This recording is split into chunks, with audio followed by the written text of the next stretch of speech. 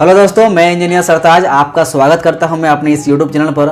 आज हम लोग ब्रिक वर्क के बारे में पढ़ने वाले हैं कि कितने टाइप के ब्रिक बॉन्ड होते हैं। ब्रिक बॉन्ड मतलब ईंट का जोड़ाई कितने टाइप का होता है, कितने प्रकार के होते हैं, इन सब के बारे में आज हम लोग इस वीडियो में जानेंगे। आप लोग दिल थाम के रहिए, मैं डिटेल्स में बताने वाला हूँ कि कितने टाइप के ब्रिक्स बॉन्ड होते हैं। सबसे पहले जानते हैं कि ब्रिक जो होती है ईंटा, वो ईंटा का जो पोर्शन होता है उसको जानते हैं। आप लोगों को सारा चीज़ स्क्रीन में दिख रहा होगा और स्क्रीन के माध्यम से ही आप लोग समझने की कोशिश करेंगे।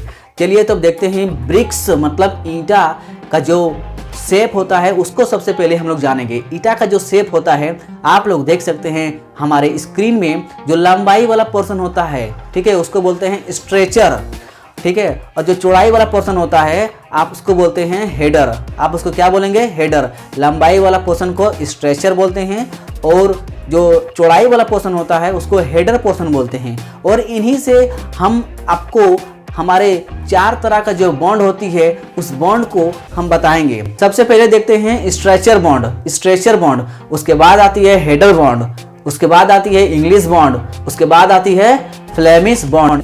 ये 4 तरह की ब्रिक बॉन्ड होती है, 4 तरह की ब्रिक की जोड़ाई होती है, ईंट का जोड़ाई होता है, ये प्रकार होती है, ठीक है। अब हम लोग देखते हैं थोड़े विस्तार से। जो स्ट्रेचर बॉन्ड आप लोगों को स्क्रीन में दिख रहा है, स्ट्रेचर बॉन्ड मतलब हमने आपको शुरू में ही बता दिया, जो ईंट का जो लंबाई वाला पोर्शन होता है उसको बोलते हैं स्ट्रेचर। तो जब ईंट का जोड़ाई एक बाय एक करके जब जोड़ाई करके हम लोग बनाते हैं तो उसको स्ट्रेचर फेस में इस तरह से दिखाई देता है और स्ट्रेचर फेस को कहते हैं हम लोग स्ट्रेचर बॉन्ड। उसी तरह आपका आ जाता है हेडर बॉन्ड। हेडर बॉन्ड मतलब होता है ईंट का चौड़ाई का जो भाग होता है, चौड़ाई वाला पार्ट देख सकते हैं आप लोग स्क्रीन में, एकदम क्लियर दिख रहा होगा। जो चौड़ाई वाला जो पार्ट है, वो चौड़ाई वाला पार्ट आप लोग इसको हेडर बॉन्ड बोलेंगे। क्या बोलेंगे? Header bond. जो चौड़ाई वाला पार्ट में, ठीक है, जो मुंह का पार्ट रहता है, ईंट का मुंह का पार्ट, ठीक है, जिसको हम लोग आम भाषा में बोल भी देते हैं ईंट का मुंह का पार्ट, तो इस तरह से होता है। तो हेडर वाला पार्ट इस तरह से हो गया। अब आते हैं इंग्लिश बॉन्ड। इंग्लिश बॉन्ड मतलब क्या होता है देख सकते हैं स्क्रीन में। एक लाइन आपका स्ट्रेचर जाता है, फिर दूसरा लाइन हेडर जाता है, फिर स्ट्रेचर, फिर हेडर, फिर स्ट्रेचर, फिर हेडर। मतलब इस तरह से आपका दीवार का जोड़ाई होते रहता है। इंग्लिश बॉन्ड को अमूमन 10 इंची के दीवार में हम लोग बनाते ही हैं। और उसके बाद देखते हैं फ्लेमिश बॉन्ड। फ्लेमिश बॉन्ड का मतलब क्या है आप इसको भी देख लीजिए। फ्लेमिश बॉन्ड एक जो ब्रिक होता है वो स्ट्रेचर पार्ट होता है, फिर दूसरा वाला हेडर, फिर स्ट्रेचर, फिर हेडर, फिर स्ट्रेचर, फिर हेडर। मतलब इस तरह से हमारा दीवार बनते जाता है।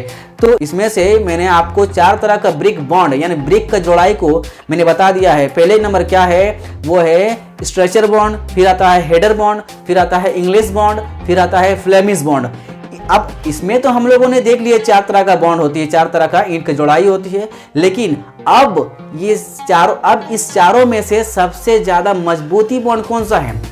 इसमें से सबसे ज्यादा मजबूत बॉन्ड जो होता है, मजबूत ईंट का जोड़ाई, इंग्लिश बॉन्ड होता है। इंग्लिश बॉन्ड पहले आपका स्ट्रेचर, फिर एक लाइन हेडर, फिर एक लाइन स्ट्रेचर, फिर एक लाइन हेडर।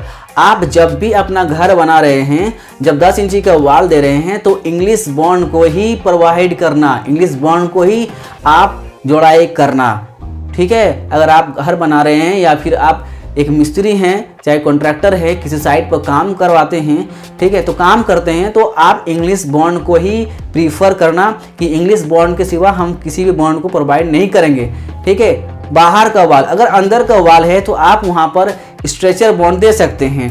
ये 4 तरह का ब्रिक्स मैंने आप लोगों को दिखा दिया है। मैं उम्मीद करता हूं कि आप लोगों को हमारे इस वीडियो से बहुत सारी नॉलेज मिली होगी। और अगर आप लोगों ने ब्रिक का जो जोड़ाई होता है उसका रेशियो कितना रखें, अगर आप उस वीडियो को नहीं देखे तो हमारे चैनल में जाकर के आप उस वीडियो को देख सकते हैं।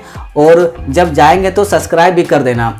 और अगर आपको हमारे ये वीडियो अच्छा लगा है तो सब्सक्राइब, लाइक, कमेंट, शेयर जरूर कर देना। मैं आप लोगों के लिए इसी तरह का जानकारी देता रहूँगा और इस तरह का वीडियो में लाता रहूँगा। Thank you.